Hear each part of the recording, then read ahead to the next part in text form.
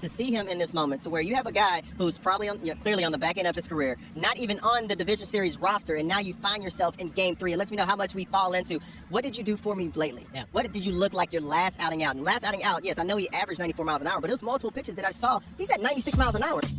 From MLB.com, this is the Morning Line Up podcast. I'm your host, Will Leach. Today is Monday, October 27th, and we had a whole big weekend of World Series-ing, and now we have a whole other week of it. It's my job to preview Monday's Game 3 of the World Series, and to do so in under 10 minutes. This series is tied. That's literally as close as a series can get.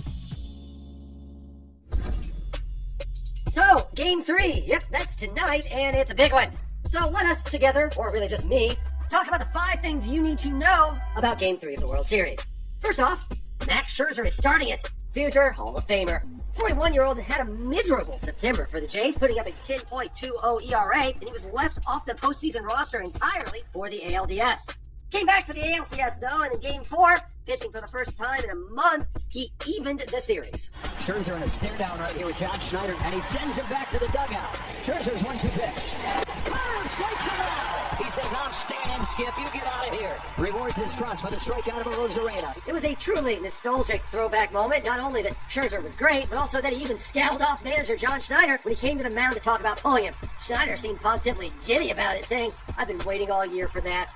Now Scherzer is back to face the mighty Dodgers in Game 3. It should be said, as great as Scherzer was, and sorry to have to say this, please don't get mad at me, Max, it would kind of be pushing it to say that it was the old Scherzer on the mound. He still gave up 2 runs at 5 2/3 innings, striking out 5 and walking 4. He was less dominant than he was forced to pitch himself out of trouble, which is good. He did well to do that. But will that work against the superstars in the Dodgers lineup? Scherzer was good, but he wasn't that Scherzer. Another fun subplot to this, by the way, Dodgers fans have not quite forgotten that Scherzer was unable to pitch in their NLCS Game 6 against the Braves in 2021, a game they lost, ending their season in Scherzer's brief Dodgers career. One suspects fine folks at Savaz Ravine will be happy to remind him of that experience on Monday. I'm here to compete. I'm here to win. I wouldn't be looking backwards at all for any motivation. I have plenty of motivation.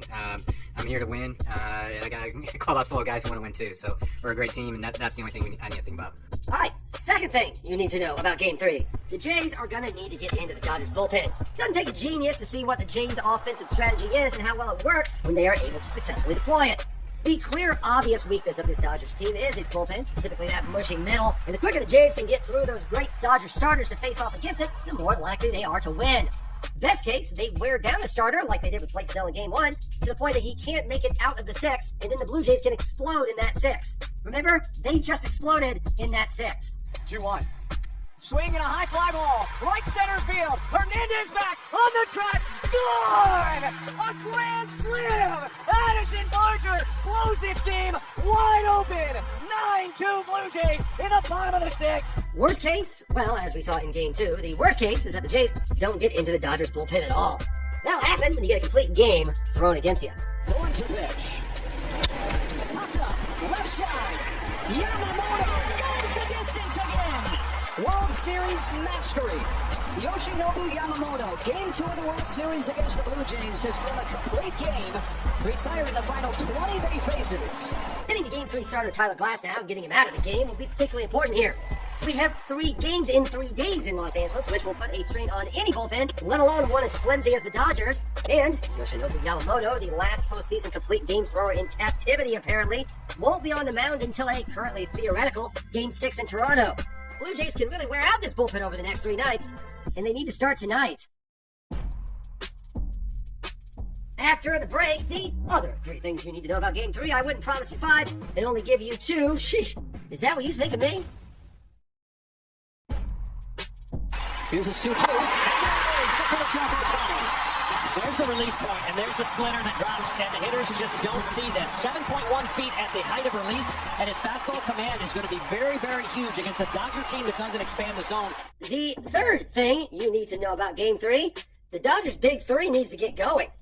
The reason the Dodgers are in the World Series and are still, in fact, favored to win the World Series is because of how incredible their starting pitching has been this entire postseason. But if you were to ask the average, somewhat casual fan, not me, not you, obviously, but more casual fan, hey, what makes the Dodgers so good?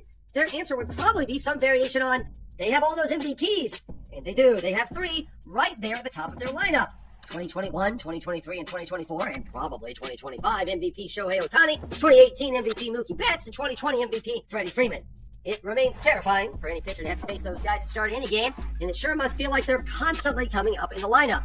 So it should probably be said, they're not exactly tearing it up this postseason. In the World Series, they're a combined 4 for 21 with 2 RBIs, and even when you account for Ohtani's Game 4 of the NLCS explosion, postseason combined total, they're 34 for 142, a hardly MVP-esque 239 average. Betts and Freeman have a combined 1 homer and 7 RBIs in the 12 postseason games. The Dodgers are supposed to be bludgeoning guys with these MVPs, but that is not currently happening.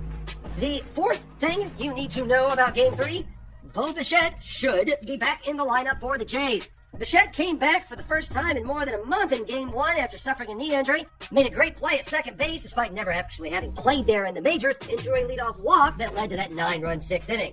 But he was on the bench to start Game 2 before coming in late and playing second base again. He should start Game 3, and you wonder if moving forward, he's just ready to go the rest of the way.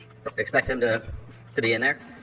He's out here working out today and felt good coming out of yesterday. So I think with each day that goes on, he'll probably get as close to normal as he can this stage of the year. But the fact that he's out here working out today is a good sign, and expect him to be in there tomorrow. Considering the Jays didn't have a base runner past the 3rd inning on Saturday, it's fair to say that lineup could certainly use him.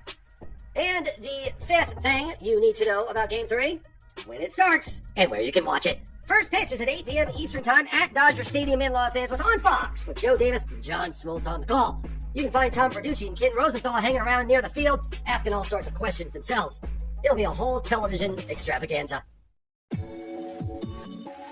Also, we had some late-breaking news on a Sunday night. Baltimore Orioles, they got themselves a new manager. His name's Craig Albernaz. He is 42 years old. He was associate manager with Cleveland. A lot of people wanted him for jobs. The O's were 75 and 87, which wasn't that good. They got a lot of talent, and now they got Craig. Congratulations, Craig. You're a manager. Everybody always loves all managers, unconditionally and forever. Also, check this out.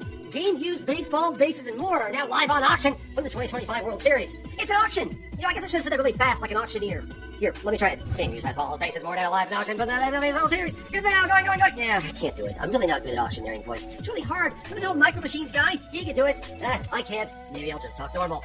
Items are collected right off the field with new auctions added after each game. You can own piece of World Series history by betting at MLB.com/World Series auction. Again, MLB.com/World Series auction.